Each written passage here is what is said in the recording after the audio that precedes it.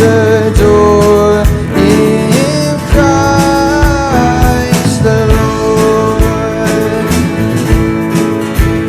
Oh, sing choirs of angels, sing in exaltation, sing all ye citizens of heaven above. Glory to God, glory in the highest. Oh, come let us adore.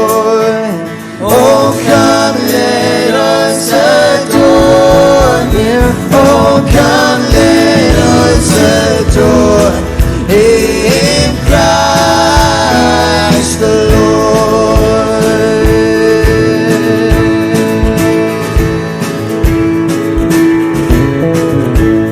And yet we greet on this happy morning, Jesus, to Thee be all glory give. Word of the Father, now in flesh appearing. Oh, come let us adore. Oh, come let us adore Him. Oh, come let us adore in Christ the Lord. Oh, come. Oh, come let us adore. Oh, come let us adore Him. Oh, come let us adore in Christ the Lord. One more time. Oh, come let us adore Him. Oh, come let us adore Him. Oh, come let us adore in Christ the Lord.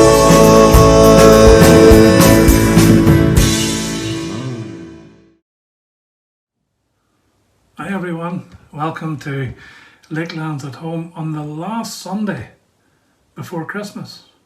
We're nearly there, just 5 days to go. And as you can see, I'm suitably attired in my Christmas t-shirt all ready for Christmas, and I'm sure the children are really excited by now. But thinking of the children now, let's watch together the final video from Scripture Union Ireland entitled The Meaning of Christmas.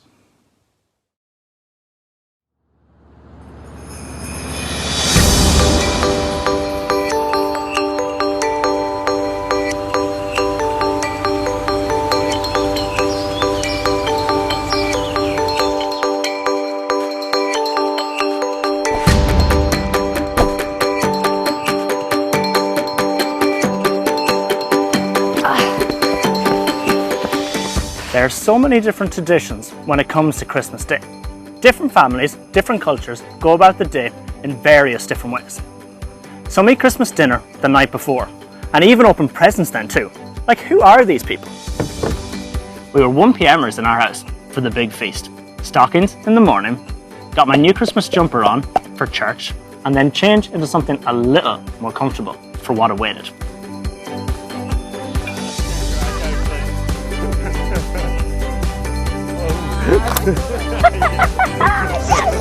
Games are always a huge part of our Christmas. We did our best to avoid the ones that would last forever, like Monopoly, Scrabble or Risk. But we did love some hilarious games like charades or Pictionary. It brought about the type of laughter that hurt your side. Brussels sprouts or no Brussels sprouts? Cranberry sauce or no cranberry sauce? If I told you that Brussels sprouts in a creamy sauce with bits of bacon was one of my favourite things in the whole world, would you roll your eyes or would you high-five me? I think regardless of what food is on the table, or even what gifts are shared on the day, the real joy of all our Christmas traditions is the time spent together, the happy experiences. And the way that people come together at Christmas points to the life of Jesus. He brought people together in ways never experienced before. And one thing's for sure, that man loved to eat. 30 years after the very first Christmas, Jesus began asking people to follow him. He spent 3 whole years with this people, much of it eating and teaching them about the promises he was fulfilling. Rumours started to spread. The chatter was building. Is this the king we've all been waiting for? Is this the saviour of the world? Jesus answers with a huge yes. He shows his power through miracles, like the turning of water into wine, of multiplying food for the hungry, calming crazy storms, healing the sick, and raising people from the dead. Jesus teaches us to be kind to others, even when we don't like them, to forgive people, like actually properly forgive them, and how to pray. But not all were loving the teachings of Jesus or his miracles.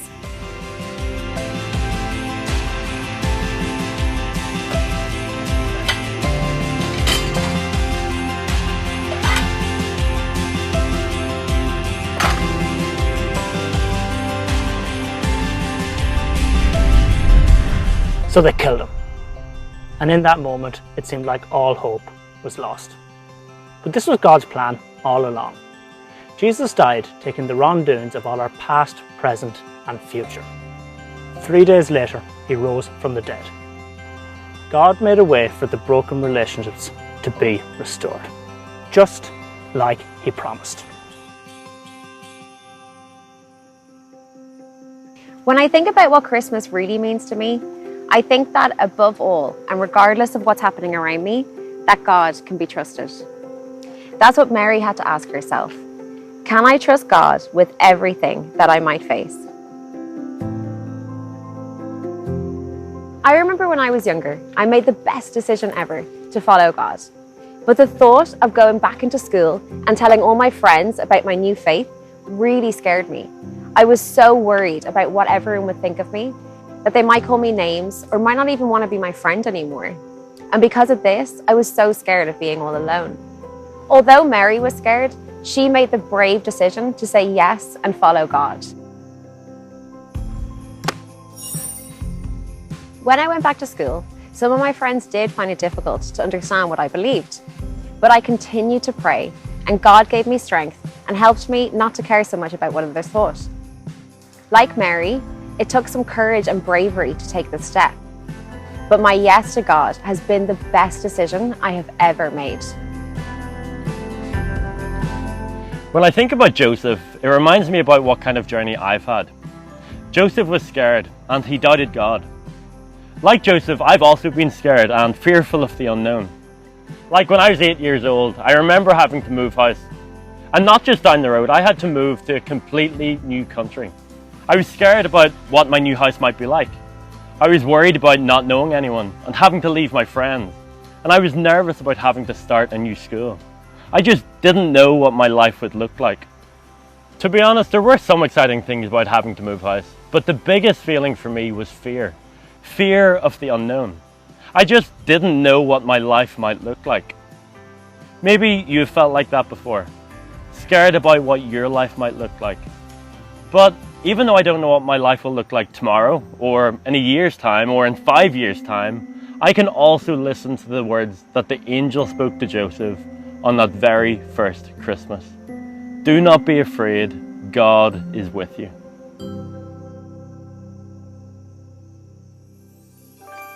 Here we are at the end of the series. We've journeyed through a serious amount of history. We've gone way back to the very beginning. We've witnessed what the first Christmas was actually like. We've explored its true meaning.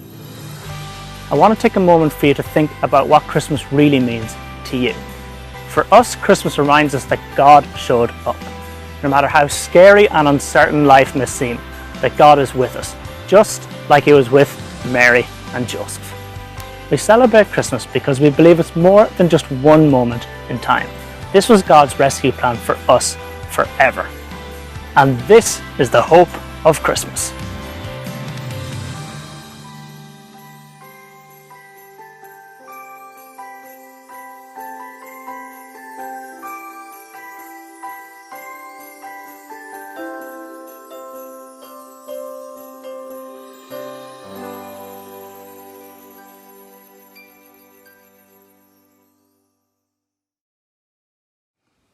Today is week 3 of our Christmas Unwrapped series.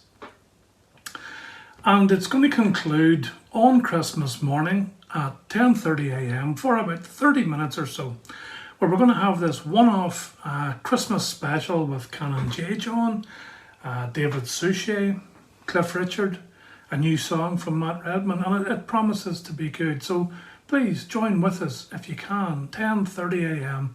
Christmas morning for around 30 minutes. Now today in week 3 we're going to look at the anticipation, the looking forward to the very first Christmas, and how God informed his people of what was to come through many, many different prophecies that you can see throughout the whole of the Old Testament. But you know, the sad thing is that even though God took a lot of time, he gave a lot of very specific information so specific that only the Messiah could fulfill them. But most of them miss it, and they still miss it up to this day. Last week, as we closed after we watched that really great video, wasn't it, Creation to Christ? And by the way, that video has been shown in many different countries. It's been translated into, I don't know, lots of different languages anyway, but it's been very, very effective at reaching people, at explaining the kind of the big picture, God's story. And if anybody thought they might be able to make use of it for themselves, listen, message us and we'll send you through a wee link where you can go and you can get it for yourself. But as we closed last week, I posed a question. I asked you to imagine that the whole of Ireland, imagine the whole of Ireland was covered up to a depth of 8 feet, excuse me, or 2.4 metres in €2 coins.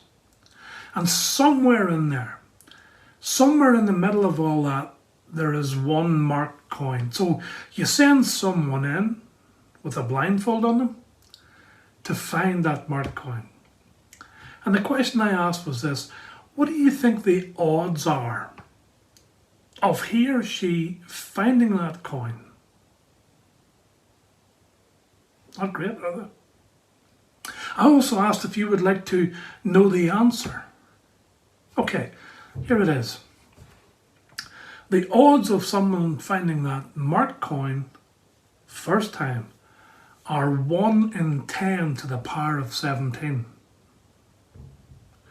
It's one way of saying it, but even though I know what it means, it doesn't really kind of produce any sort of an image in my mind that I can try to visualize or help understand. So let's try to describe it in other ways. Let's begin with 1,000.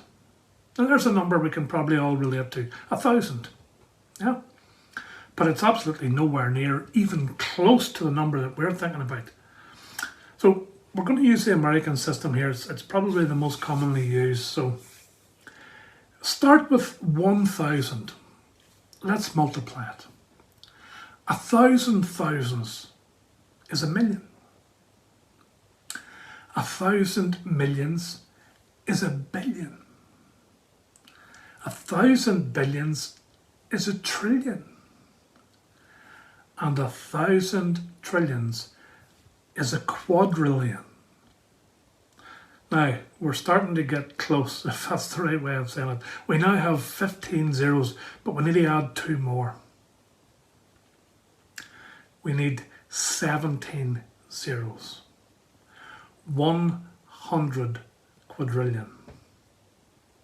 And let's try to somehow picture this in some way. These are silly numbers, but let's kind of try, if we could.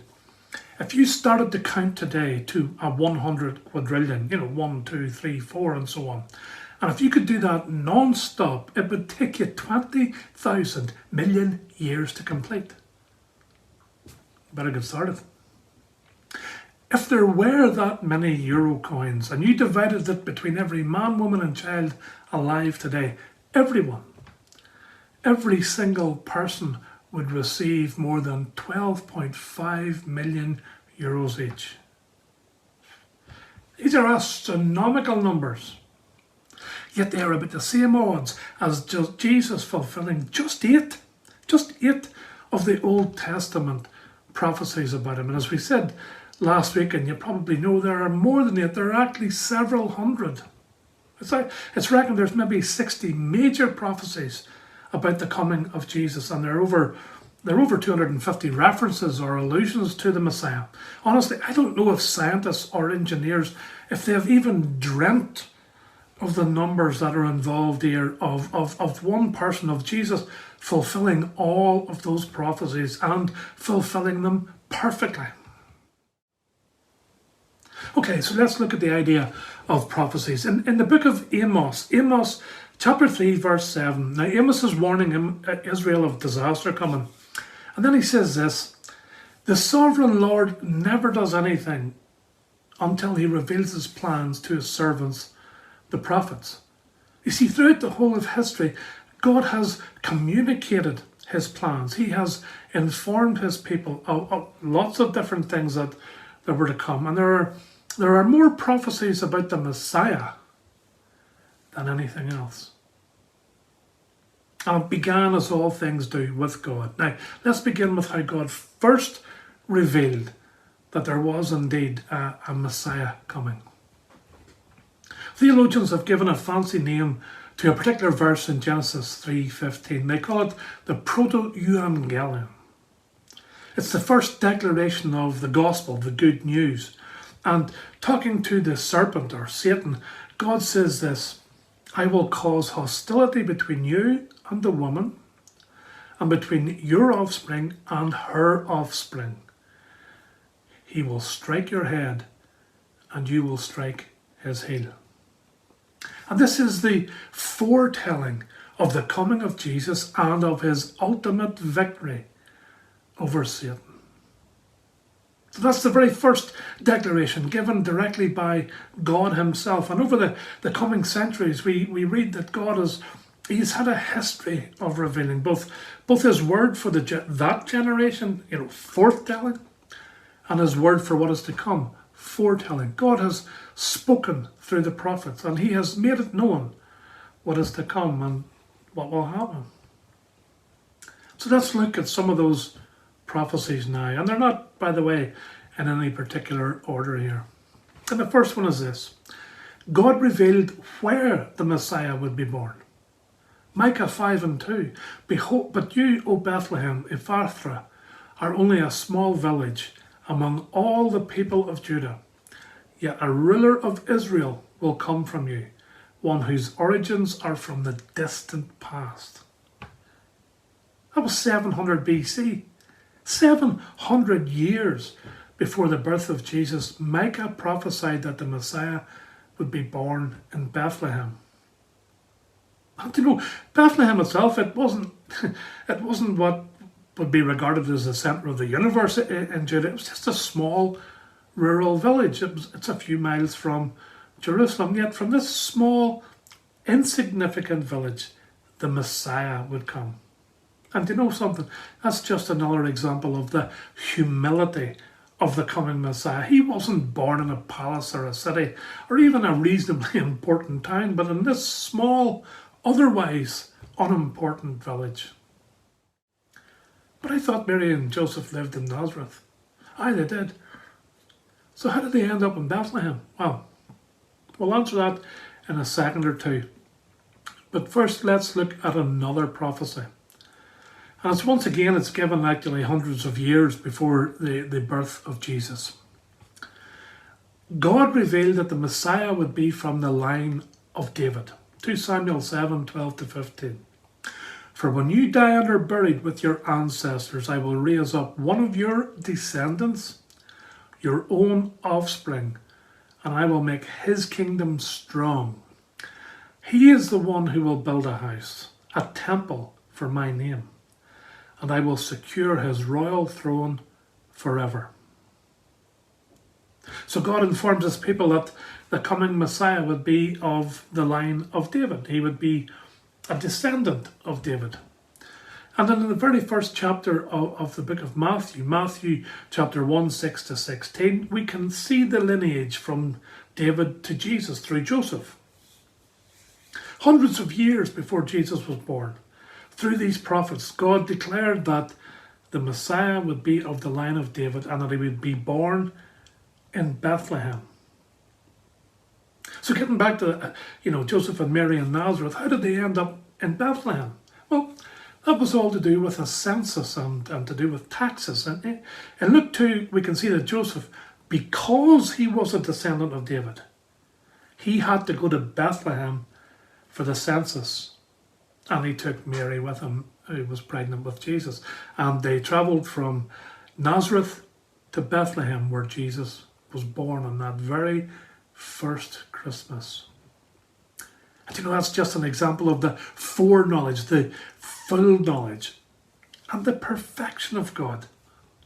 The word is omniscient, all-knowing. God knows everything. He can't be surprised, and he's not caught out by anything. And listen, let's just pause here for a moment and take a little time to let that sink in, because this is such an encouraging truth for us as Christians. It's a truth to grasp, to kind of lay hold of, and to hold on to hard and fast.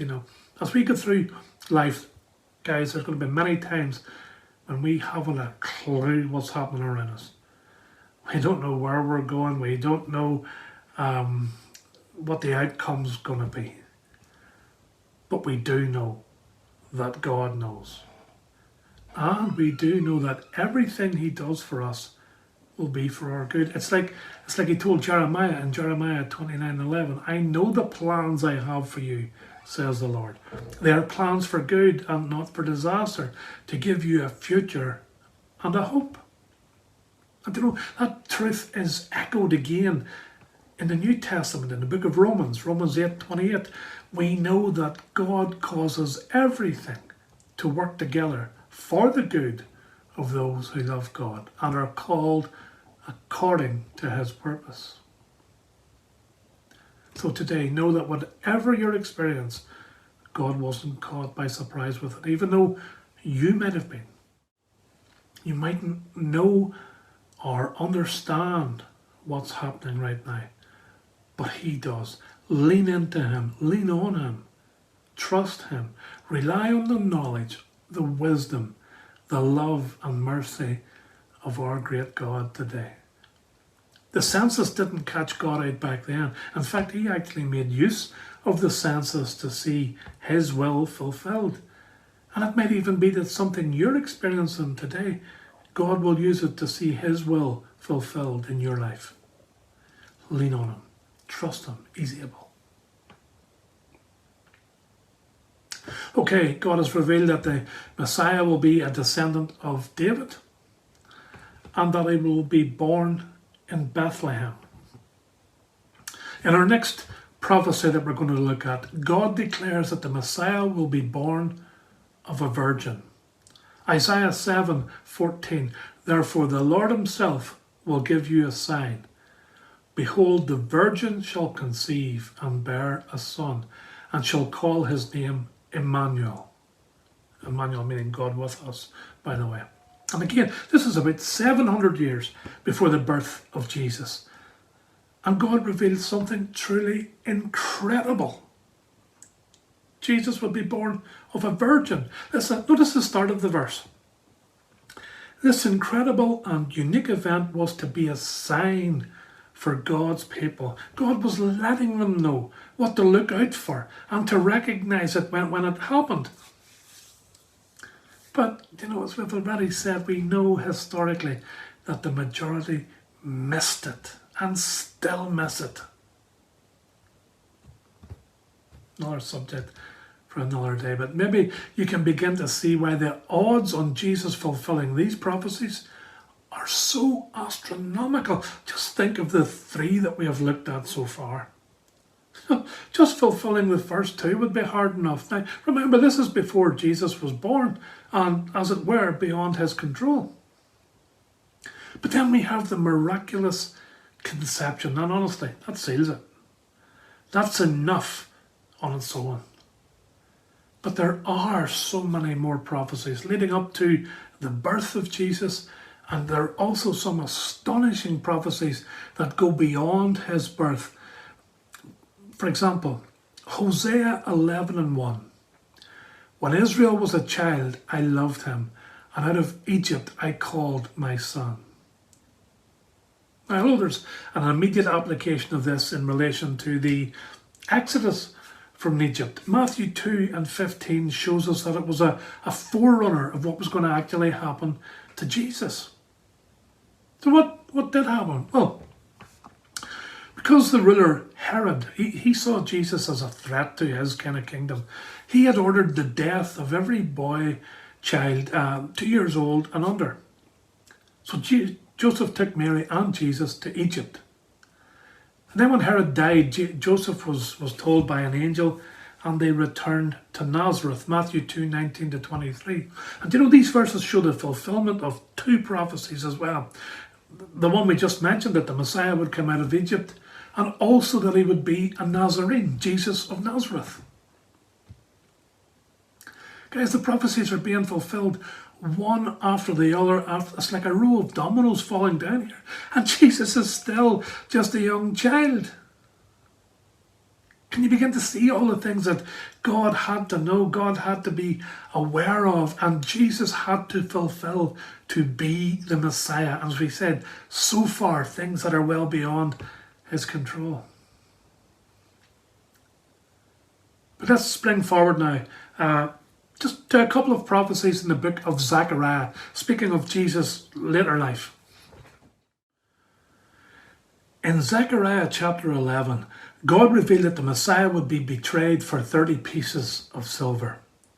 Verse 11 on, so it was annulled on that day, and the sheep traders who were watching me knew that it was the word of the Lord. Then I said to them, if it seems good to you, give me my wages, but if not, keep them. And they weighed out as my wages 30 pieces of silver. Then the Lord said to me, throw it to the potter, the lordly price at which I was priced by them. So I took the 30 pieces of silver and threw them into the house of the Lord to the potter. Now, some maybe don't really see this as a direct prophecy, but this was given 500 years before Christ, and it looks forward to what actually happened to Jesus. And Matthew 24, 14 and 15, then one of the 12, whose name was Judas Iscariot, went to the chief priests and said, what will you give me if I deliver him over to you? And they paid him 30 pieces of silver. Then go forward to Matthew 27, 9 and 10. Then was fulfilled what had been spoken by the prophet Jeremiah, saying, and they took the 30 pieces of silver, the price of him on whom a price had been set by some of the sons of Israel, and they gave them, what for? The potter's field, as the Lord directed me. Matthew's actually referring to a couple of different prophecies here, but this is no coincidence. Once again, God, through prophecy, he let his people know what was to come. And in the next chapter, Zechariah chapter 12, God revealed that the Messiah would be pierced. Zechariah 12 and 10, and I will pour out on the house of David and the inhabitants of Jerusalem a spirit of grace and pleas for mercy, so that when they look on me, on him whom they have pierced, they shall mourn for him, as one mourns for an only child, and weep bitterly over him, as one weeps over a firstborn. Again, this is speaking forward 500 years to Jesus being pierced as he hung on the cross. But a further 500 years before that prophecy, Psalm 22 verses 16 to 18 also point to the cross. For dogs encompass me, a company of evildoers encircles me. They have pierced my hands and feet. I can count all my bones. They stare and gloat over me. They divide my garments among them, and for my clothing they cast lots. You know, we know they nailed Jesus to the cross through his hands and through his feet. And as he hung on the cross, the soldiers below, they cast lots for his clothing. Matthew 27, 35. And casting lots, it's like flipping a coin or drawing straws or rolling dice, some way of deciding an outcome. Now, we have looked at just a very few of the prophecies spoken many years before the birth of Jesus, and there are so many more that we could look at. But even these few that we have seen today, they show the absolute impossibility of anyone fulfilling all of these prophecies unless he is indeed the Messiah. And he is. Jesus Christ, the Messiah, was born in Bethlehem on that very first Christmas day. His family fled to Egypt, returned to Nazareth, where Jesus grew into a man, and then at about 30 years of age, he began his ministry, teaching, healing, and revealing God, showing people, showing us how we are separated from God because of our own wrongdoing. But Jesus didn't just come to reveal the problem. He was the solution. He came, he lived, he died, and he rose again for you and for me, so that we too can become children of God if we will accept and admit our guilt, seek his forgiveness, and allow Jesus to be master of our lives. I want to close today just by reading some more prophecy from the book of Isaiah, probably some of the best known prophecies that are related to Christmas and the birth, life, and death of Jesus. Now, I'm not going to be trying to dig into these or explain these today. I'm going to just let the words speak for themselves. But listen, as I do, I would urge you, if you are still separated from God, you can be restored today. Even now, if you would just talk to God in prayer. 2020 has been a disastrous year, so many different ways, yet it could be the year that your future and your destiny changes forever. You could see out 2020 with the best possible ending as a man or a woman, child, forgiven and restored to God, knowing him as your heavenly Father. What an ending to the year that would be. It could be yours, and it could be yours today. Let's read from Isaiah together. If you want to follow along, I'll give you a chance. It's Isaiah chapter 9. Isaiah chapter 9, we're going to begin at verse 6. For unto us a child is born, a son is given to us. The government will rest on his shoulders, and he will be called Wonderful, Counselor, Mighty God, Everlasting Father, Prince of Peace. His government and its peace will never end. He will rule with fairness and justice from the throne of his ancestor David for all eternity. The passionate commitment of the Lord of Heaven's armies will make this happen. Let's move forward to Isaiah chapter 53, beginning at verse 5. But he was pierced for our rebellion, crushed for our sins. He was beaten so that we could be whole. He was whipped so we could be healed. All of us, like sheep, have strayed away. We have left God's path to follow our own. Yet the Lord has laid on him, that's Jesus by the way, the sins of us all.